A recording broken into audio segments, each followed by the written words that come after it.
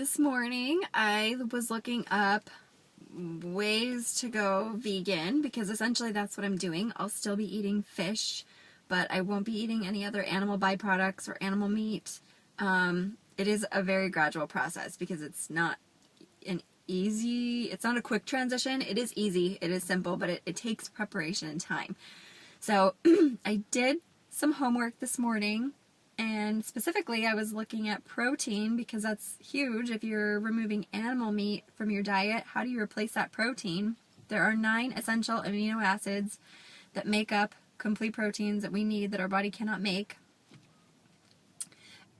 Typically, every food has these amino acids in them. So what's the problem?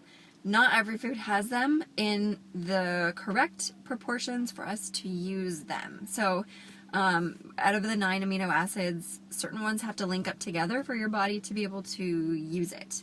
So if, let's say, just to make it simple, if building block A needs 2 building block Bs to make a complete protein and to make your body able to use it, if you don't have those 2 B blocks, your body just won't use A and it'll flush it out.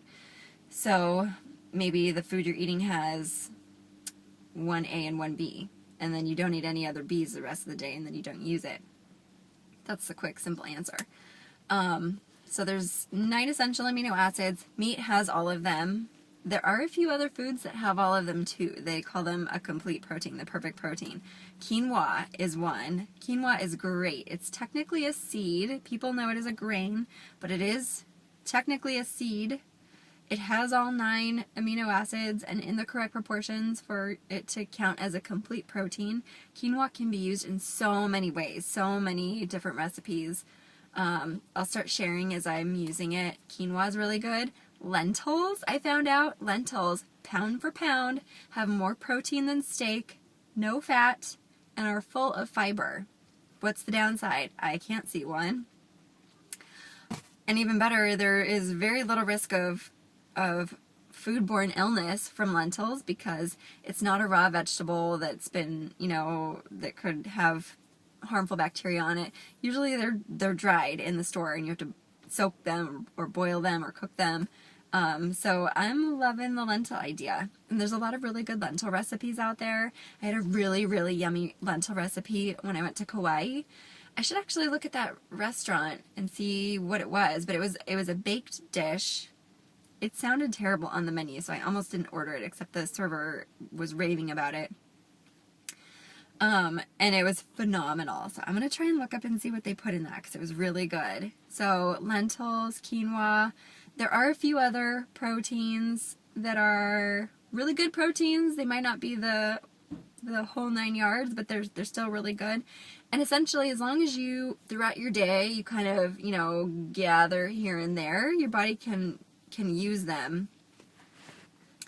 From what I was reading today, it said that, in one day, as long as you eat all of the correct building blocks, your body can use it. But previous research, I remember, if you don't have a correct protein block, another amino acid to link up with the one that's waiting, you have one in you, it's waiting for the connection block. If you don't eat that in a few hours, your body just processes it through. You don't store protein. You don't store those amino acids for very long. So I wonder exactly what that window is. I don't know that it is, all day, meaning 16 hours, 12 hours, 8 hours, 4 hours. I don't know what they meant by that. They didn't say. They just said throughout the day. So I want to look into that more. And it was basically saying that there is protein in a lot of things you don't think the protein is in, and a lot of foods have all of the 9 amino acids. Baked potatoes, for instance, have all of the 9 amino acids, I believe.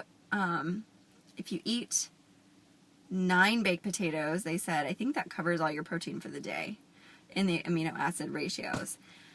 So it was just really interesting. And there's this other, when I get back to my computer, I forget the acronym, but it's an acronym for protein and measuring the bioavailability, how your body uses it. They have 2 other methods that have been used, and this other one is really good, so I'll tell you about that too.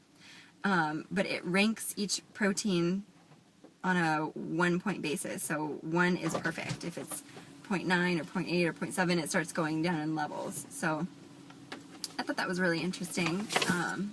Yeah, it was good. And Peter's gonna go kiteboarding. There's Peter kiteboarding. The green kite. He rips.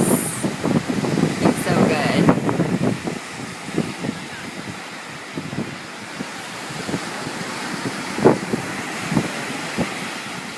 This other guy that just flew by is really good too. He does a lot of tricks. And now it's time for us all to take a moment of silence for my toes. I got them done today and it's the most gorgeous color. It's this chocolate color with a glitter paint over it. The glitter has gold and blue and magenta, and it's just like the most amazing glitter combo. The sparkliness over the chocolatey brown shimmer. It's just yummy, and I don't even know if it's going to show up well. There we go, we got some sun. Maybe we can see. I'm just obsessed with them. The glitter is really pretty. It's a gold, blue, and purple, like magenta purple glitter. I love it! Happy feet in the sand. Happy kiteboarders in the water.